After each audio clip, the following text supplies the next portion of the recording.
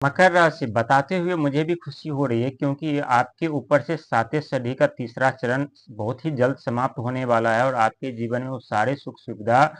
प्राप्त होगा जिनके आप हकदार हैं और जो आप चाहते हैं, जिनके नियंत्रण प्रयत्न कर रहे थे और प्रयास कर रहे थे, लेकिन प्रयास करने के बावजूद भी उसका फल नहीं मिल रहा था आपको, क्योंकि आपके ऊपर शनि की सातवें सदी की महादशा चल रही थी और वो भी तीसरा चरण चल रहा है और चल रहा था। और अभी 29 मार्च तक आपके ऊपर तीसरा चरण आरंभ ही रहेगा।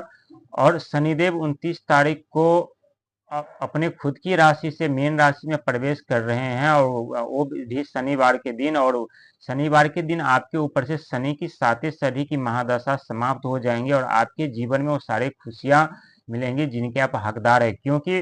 पिछले समय में सातवीं सदी के दौरान आप इतने टूट चुके हैं, इतने मायूस हो चुके हैं, क्योंकि मायूस और हिम्मत टूटना हर व्यक्ति की किस्मत में ही होता है। जब वो मायूस हो जाते, जब उनके कार्य बंद हो जाते, वो चाहकर भी कुछ नहीं कर पाते, वो हर एक कार्य में उसे असफलता मिलने लगती है। पैसा आते आते हाथ से चला जाता है, एक तरफ से पैसा आता है दूसरा तरफ चला जाता है, किए धरे कार्य पे पानी फिर जाता है, घर में अनेकों तरह की बीमारी उत्पन्न हो जाते हैं।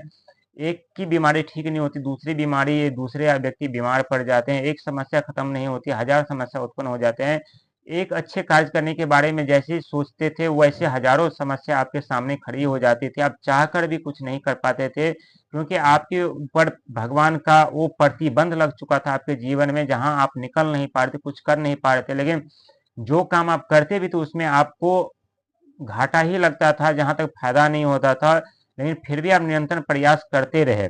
और उसी का परिणाम ये है कि साढ़े सदी का तीसरा चरण समाप्त होने वाला है और आपके जीवन में वो सारे सुख सुविधा मिलेगी, पैसा, धन दौलत,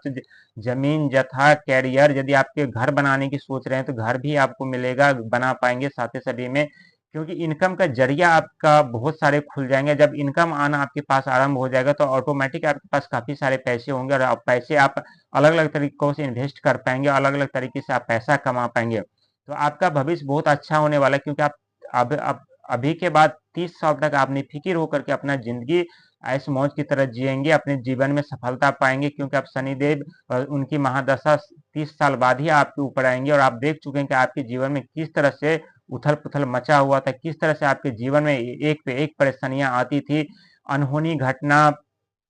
भाई भाई में विवाद, घर में कला, एक्सीडेंट का भाई, एक्सीडेंट होना, चोट लगना, बच्चे जो आपके थे उनके कितनी बार जो है समस्या से बचे हैं, कितनी बार बिजली करंट से वो लगते लगते बचे हैं, अनेकों तरह की समस्या आपके जीवन में हुआ है। लेकिन